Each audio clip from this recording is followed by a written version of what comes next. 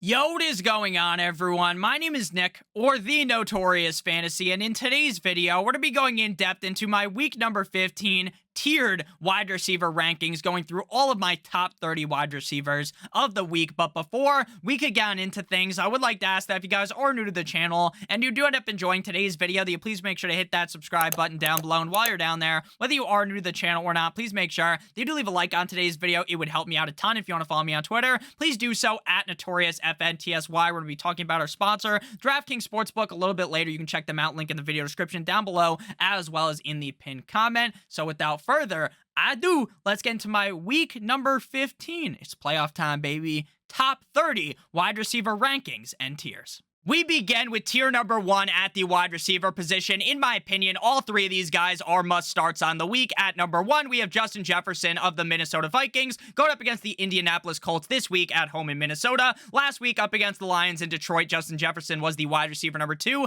in half PPR. He's currently the wide receiver number 1 on the season in half PPR. This is a pretty average matchup for Justin Jefferson, and even if the defense is pretty decent on the Colts, I still think Justin Jefferson has all of the upside to be the clear number 1 wide receiver on the week. At number 2, we move to Davante Adams of the Las Vegas Raiders going up against the New England Patriots at home in Viva Las Vegas. A bit of a roller coaster ride for Davante Adams over the last 6 games. Wide receiver 38, 1, 31, 1, 6, and 1. Currently the wide receiver number 2 on the season. Another case just like with Justin Jefferson, where this isn't some cupcake easy fucking matchup for Davante Adams, right? The Patriots defense is legit, but ultimately I'm still going to start Davante Adams with confidence because we all know he could easily be the number 1 wide receiver in any given matchup. Next up, we close tier number 1 out with number 3, Jamar Chase of the Cincinnati Bengals going up against the Tampa Bay Buccaneers in Tampa Bay. Wide receiver 3 and 20 since returning from injury. Currently the wide receiver number 14 on the season, but obviously that is negatively skewed by the fact that he missed a bunch of games this season. While the Bucs defense is definitely tough, I still do believe that Jamar Chase will be able to get it done. He is going to see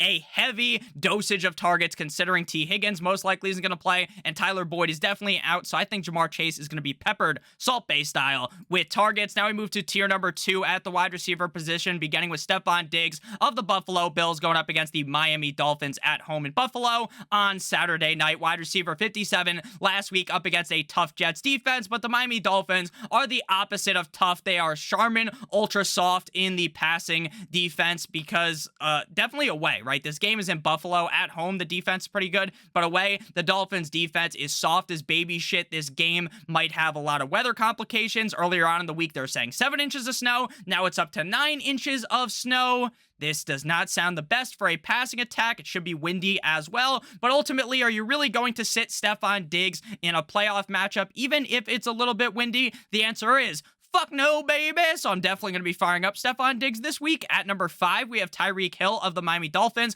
going up against the Buffalo Bills in Buffalo. Wide receiver 10 and 4 over the last 2 games, despite the fact that the Miami Dolphins have absolutely imploded up against the 49ers and the LA Chargers. Currently the wide receiver number 3 on the season. Despite the fact that the Bills have a good defense, I'm still starting Tyreek Hill with confidence. I do believe that Mike McDaniel is going to dial up a bunch of plays to give screens and all types of short passes to Tyreek Hill so that the wind can't play as big of a factor. So I think Tyreek will be just fine, but obviously the weather is definitely concerning. At number 6, we have A.J. Brown of the Philadelphia Eagles going up against the Chicago Bears in Chicago this week. Back-to-back games inside the top 16 at the wide receiver position. Wide receiver number 5 on the season. On paper, this is one of the easiest matchups on the week for any wide receiver. The Chicago Bears defense is absolute dick cheese up against the pass. The only issue with A.J. Brown is that Devontae Smith is there. It seems like Dallas Goedert's going to be back. They have Miles Sanders. They have Kenneth Gainwell. There's a lot of options to throw the ball to. And then obviously when they get in the red zone, Jalen Hurts can tap on his chest, call his own number, and run directly into the end zone. So while there are a lot of cooks in the kitchen in Philadelphia, the upside is so big with A.J. Brown. All of these tier number 2 guys, in my opinion, are must-starts as well, but they are just a little bit lower than tier number 1. So A.J. Brown, again, wide receiver 6. At number 7, we have C.D. Lamb, the Lambster of the Dallas Cowboys, going up against the Jacksonville Jaguars in Jacksonville. Despite the fact that this guy had an incredibly easy matchup up against the Texans,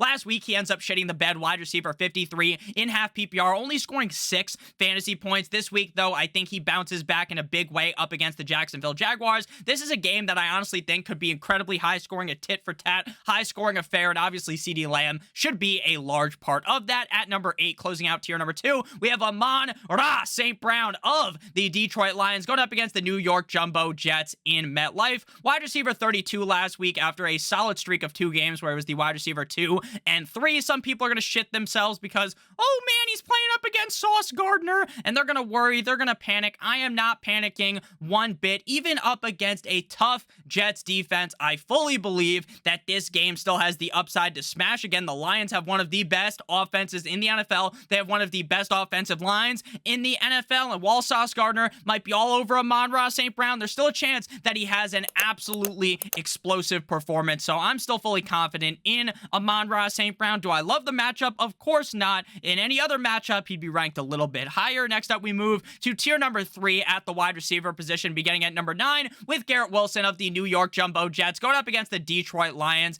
at home in MetLife. Now, we did have a down game last week up against the Buffalo Bills. That down game was 7 targets, 6 receptions, and 78 yards. Still a pretty decent game in my book. Wide receiver 9 and 2 over the last 2 games prior to that. The Lions defense is absolutely abysmally bad. It is laughably bad. And while Magic Mike White may be banged up going into this game, I still think he might be able to carve those fuckers up like the Thanksgiving turkey. And Garrett Wilson is a key. He is the focal point of this offense, so expect a heavy dosage of Garrett Wilson in this matchup. At number 10, we have DK Metcalf of the Seattle Seahawks tonight going up against the San Francisco 49ers. Wide receiver 12, 7, and 17 over the last 3 games coming out of the bye. Currently the wide receiver number 13 in half PPR. I know some people will be worried because the 49ers is so good defensively, and yeah, I agree with that, but ultimately, when you have a guy with this skill set of DK Metcalf who can make any defender look like a baby back bitch as he jumps over them with his humongous frame and just mosses them, I still love DK Metcalf this week. Again, I know the matchup's hard,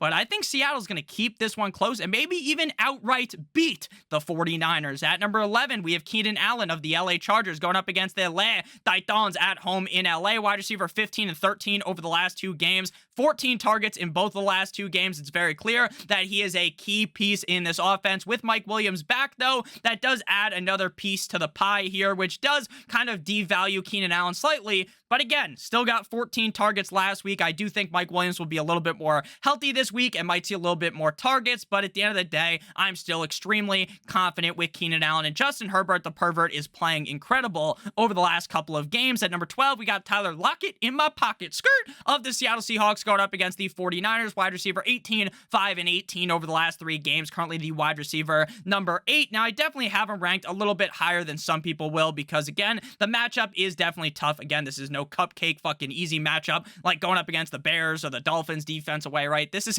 or the Lions. This is a legitimate defense. But again, I really think Geno Smith is going to play pretty solid in this game. I think that the 49ers defense is not overrated. I definitely don't think that, but I don't think they're necessarily as amazing as some people would say. So I guess technically they are a little overrated. I'm interested to see what Lockett does here. Again, he's a really safe option. If he falls outside of the top 24 wide receivers, I would be perplexed, and I think he should easily be a top 18 guy in this game. Next up, we move to wide receiver 13 to close out tier number 3. Jalen waddled away, waddle till the very next day. Bum, bum, bum, bum, bum, bum of the Miami Dolphins going up against the Buffalo Bills. 2 down games in a row. Wide receiver 68 and 98 over the last 2 games. Just 4 and 5 targets over those 2-game stretch. If the Miami Dolphins don't look to utilize Jalen Waddle more, I can guarantee you as a Dolphins fan, they are going to get sodomized, butt-fucked, 50 Shades of Grey style spanked in this game up against the Buffalo Bills. I have no doubt about that. Please, Miami, start throwing the ball to Jalen Waddle. Waddle's had a bit of a drop problem this season, which is incredibly frustrating as a Dolphins fan, but even with his down stretch of games where his wide receiver 68, 28, 29 over the last 3 games, still wide receiver 9 on the season, still incredible, still seeing a buttload of targets in a majority of games. I think he can bounce back here against Buffalo, but again, the weather is a bit concerning. Now we move to tier number 4 at the wide receiver position, but before we break down these wide receivers and the other wide receivers, closing out all the way through top 30 at the wide receiver position for the week, I would like to give you guys a quick word from our friends and our sponsor over at DraftKings Sportsbook. If you're a brand new user to DraftKings Sportsbook, please make sure you click on the link in the video description down below or in the pinned comment to activate your offer. If you bet $5 on any sport pregame money line, you will receive $150 in free bets if your bet wins. Again, you have to be a new user on DraftKings. So in my opinion, I'm going to throw it on the screen right now. We're going to navigate to the college basketball tab, and you're going to bet on whatever the largest favorite in college basketball is on the day. These are going to be by far the largest favorites you can find in the NFL, NBA, NHL, any of that. Just go to college basketball. There's always going to be every single day a huge favorite. You just bet $5 on them. You'll receive $150 in free bets if your bet wins. This offer is active until December 30th, so it only has 15 days left, so make sure you take advantage of it right now before it disappears. Also important to note, if you live in Maryland, you will actually receive $200 in free bets instead of $150. Please make sure you check it out. Link in the video description down below. Again, it's basically free money, so you're going to want to take advantage of it before it disappears. Back on into things at tier number 4, we open with number 14, Christian Watson of the Green Bay Packers, going up against the LA Rams at home in Green Bay. Christian Watson is on a tear. He's been tearing these defenses a brand new asshole out every single game. Wide receiver 6, 8, 5, and 2 over the last 4 games. I honestly think I ranked him too low or too high. He should be closer to top 10, but he's wide receiver 14. ECR, expert consensus rankings on Fantasy Pros, where I make my rankings, is wide receiver 22. But Nicky's playing the Rams. You got to be a little nervous. I don't give a fuck. I don't give a shit against the Eagles. Wide receiver 8. This guy is dropping his nuts into these defenses' mouths game in and game out. The guy's going to have a great game again. Just keep on riding the hot streak until the wheels on the bus fall off. At number 15, we have DeAndre Hopkins of the Arizona Cardinals going up against the Denver Broncos in Denver. Obviously, if Kyler Murray wasn't hurt, DeAndre Hopkins would be ranked higher. I'm a little worried about DeAndre Hopkins with Colt McCoy under center. I almost think I might have him ranked a little too high, but again, if you sit DeAndre Hopkins, even with Colt McCoy, the guy could still score top 10 at the wide receiver position, the top 5, maybe even the number 1 receiver with Colt McCoy under center. So again, I'm not overwhelmingly panicking, but this is a tough defensive matchup with a backup quarterback who is nowhere near the upper echelon of backup quarterbacks. At number 16, we have Chris Godwin of the Tampa Bay Buccaneers going up against the Cincinnati Bengals at home in Tampa Bay. Wide receiver 40 and 31 over the last 2 games. He continues to see a crazy amount of targets, 9, 13, and 3 over his last 3 games after the bye week. The Bengals defense is pretty decent. Tom Brady, it looks like he is over the hump right now. He was playing so bad up against the Niners, but Godwin keeps getting targeted, and right now I trust Godwin significantly more than I trust Mr. Mike Evans. Next up, we move to tier number 5, and this is a big tier because these are a lot of guys that I think have risk, but they also have very high upside, so I kind of coupled them together. Mike Williams of the LA Chargers going up against the La Titans at home in LA, wide receiver number 4. Last week, catching 6 balls on 6 targets for 116 yards and a touchdown, and we all know the kind of how Mike Williams works. There's going to be extremely high highs where he finishes inside the top 5. There's also going to be games where he's like wide receiver 100, right? Because he has the highest of highs and the lowest of lows. You have to understand that when you play him. You have to understand that up against the Titans in a decent matchup, this guy could absolutely bust all over your team. Completely all over your team, like it hasn't fucking ejaculated in a month. Or maybe he busts, but on your other opponent's face, and it's a amazing scene for you for fantasy football. So, again, Mike Williams is pretty risky, but the upside is immense. At number 18, we have Juju Smith-Schuster, Corvette of the Kansas City Chiefs going up against the Houston Texans in Houston. ECR has him as wide receiver 27. I got a wide receiver 18. He was the wide receiver 6 last week up against a stout Broncos defense. This week, he gets to face one of the worst defenses in the NFL. And he also saw a huge increase in targets compared to the last couple of games before this. If Juju really is the number 1 receiver there, which he is aside from Travis Kelce, and they continue to use him like how they did last week, this guy could easily be a top 10 option this week, but you just worry about the fact that maybe the Chiefs buttfuck the Houston Texans. They're beating them down so early that Juju isn't able to put up big numbers late because maybe they just benched Juju in the second half. At number 19, but we did worry about that last week with the Cowboys. Wasn't the case. At number 19, we have Christian Kirk of the Jags going up against the Dallas Cowboys. Wide receiver 46 last week, currently the wide receiver 11 on the season. While the matchup against the Cowboys isn't the most ideal, this game reeks of an incredibly high-scoring game, a tit-for-tat, back-and-forth affair, one where Christian Kirk could score multiple touchdowns. Trevor Lawrence is on fire. Now, he loves to throw the ball to Zay Jones as well, but it's not like Christian Kirk has been cast aside, cast away, Wilson, like that fucking movie, if you know what I'm talking about, but Like, I'm still confident in Christian Kirk. I know some people are a little bit nervous, but at the end of the day, the guy has put up multiple top 5 performances this season. He's an incredibly talented player. And again, great matchup. So I'm pretty confident in Kirk. At number 20, we have scary F1 Terry McLaurin of the Commanders going up against the Giants. Last game out was up against the Giants in week 13 because they're on bye. Last week, wide receiver 8 in week number 13. The Giants defense isn't really all that good. The problem is that Brian Daboll is such a fucking genius that even these bums are getting the most out of their skill set. Like, they are playing to their maximum capacity for him, and I give him a lot of credit for that, and that's why he should be one of the top guys that you would consider for Coach of the Year. I don't think he's actually going to win Coach of the Year, but I think people should consider him for that. Nick Sirianni's probably going to end up winning, but Terry McLaurin has been pretty solid this season with Taylor Heineke under center. Carson Wentz was activated, so there is still a chance Carson Wentz plays, but I have to think the leash is pretty long on Taylor Heineke. Like, he'd have to really fuck up, I think, for them to bench him for that bum Carson Wentz. At number 21, we have Chris Olave of the Saints going up against the Atlanta Falcons. Great matchup, wet dream matchup, the kind of matchup where you wake up in the morning and your mouth is just salivating because you just dreamed of how great this one would be.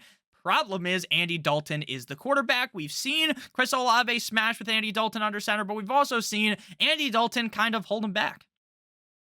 Again, risk versus reward. Amazing matchup. The risk, though, is the red rifle Andy Dalton's throwing in the ball. At number 22, we got Amari Cooper of the Browns going up against the Ravens. Since Deshaun Watson took over, this motherfucker's been wide receiver 59 and 55. So shit hasn't been the sweetest for Cleveland Browns wide receiver Amari Cooper, though this is a great matchup, and I know Amari Cooper has that dog in him. I know he has the upside to really dominate. It just sucks that Watson really hasn't been the best, but he looked a lot better last week. At number 23, we have Devontae Smith of the Eagles going up against the Chicago Bears in Chicago. Another guy that I like a decent amount. The matchup is amazing. Wet dream type of matchup. Problem is, there's so many cooks in the kitchen, and I just trust A.J. Brown more. Now, Devontae Smith has been wide receiver 17 and 10 over the last 2 games. So, again, he has the upside. He could easily make me look stupid having him ranked as wide receiver 23. But I also think it's pretty safe because we know he's a lot like Mike Williams. We've seen him be wide receiver 1. We've also seen him be wide receiver 133. Not uber consistent. You're never really going to see him finish as, like, wide receiver, I would say, 25. He's probably either going to be wide receiver 1 through 12, or wide receiver 35. So I guess I have him ranked kind of in the middle. I get the upside of Devontae Smith. I definitely would play him this week, but I also can understand the risk that I think everyone kind of understands at this point in the season. At number 24, we have Brandon Ayuk of the Niners going up against the Seahawks in Seattle. 23 at the wide receiver position last week. I feel like everyone unanimously loves Brandon Ayuk this week, and this kind of feels like a hive mind scenario where everyone is thinking, oh, Ayuk without Debo, Brock Purdy is looking pretty fucking good, and then Ayuk shits directly on your chest. He shits the bed. I'm a little bit worried about that, but again, all the facts that I said are true. Purdy's looking great. Debo's out. So you would think Ayuk's going to get a lot of targets. But again, when everyone seems to be on the same kind of a take, like last week, everyone on TV said, oh, the Dolphins are going to win. And then the Dolphins got their ass waxed. That happens a lot in the NFL. So I think Ayuk's going to do good, but just know I'm a little bit worried. At tier number 6 at the wide receiver position, we got the rest of the wide receivers. And these are the even higher risk guys. I like some of these players. Like, I love Mike Evans, wide receiver 25 against the Bengals. Like, realistically, this is a good matchup. But he just hasn't done it over the last 5 games. Wide receiver 49, 45, 74, 44, and 34. It hasn't been good. Hasn't been good. He's still seeing a decent amount of targets. 9, 4, 9, 6, 11. Like, he still is getting targeted. The problem is the targets haven't been as good from Tom Brady. And Tom Brady's not going to quit. This is a team that could still make the playoffs, despite the fact that they make you want to fucking throw up projectile vomit watching the games. They still continue to just keep their head in the playoff spot because their NFC South division is so shit. And someone pointed out something very good. I don't remember which game it was. I think it might have been Monday Night Football, and they showed the graphic of the Spider-Man meme where it's like Sam Darnold pointing at Brady, pointing at Andy Dalton, pointing at, I guess Desmond Ridder because he's now the Falcons quarterback. And it's like, oh, they're all the same. Get it? The Spider-Man meme where it's Spider-Man pointing at Spider-Man. And someone said, it's hilarious that Tom Brady does not deserve this because he's pointing at Sam Darnold like him and Sam Darnold are the same quarterback. Sam Darnold sucks cock compared to Tom Brady. But ultimately, Brady hasn't been great this year. He destroyed his marriage for this.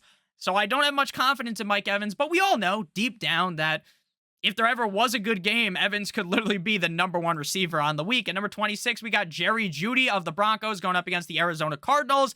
If Russell Wilson was playing, I would be banging the fucking drum aggressively for Jerry Jeudy. Now, I'm not saying that Russell Wilson, Mr. Unlimited, is going to be amazing, but he's definitely better than Brett gripping it and ripping it, wide receiver 1 last week. I still know the upside's in Jerry Jeudy. I know it is.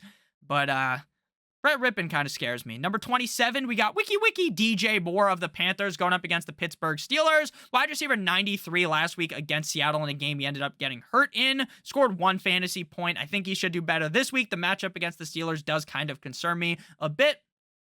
I know the Steelers defense hasn't been amazing, but I feel like they're going to get better and better as the season kind of goes longer. I know we're almost at the end of the season, but you get what I mean. And Sam Darnold has looked pretty good. So, again, while I'm not banging the drum aggressively for DJ Moore, I do think he deserves a little more credit than people give him. At number 28, we have Zay Jones of the Jags going up against the Dallas Cowboys. Wide receiver 8, 77, and 5 over the last 3 games. 12, 7, 14, and 10 targets over the last 4 games. Again, this is no wet dream matchup. This is no matchup that you're super excited about. But again, this game reeks of points. This should be an incredibly high-scoring game that Zay Jones could potentially take over in, like he's done in twice of the last 3 games. Wide receiver 29, we got Adam Thielen of the Vikings going up against the Colts. Now, I've been talking about this basically all season long. The guy continues to get 7+ targets every game.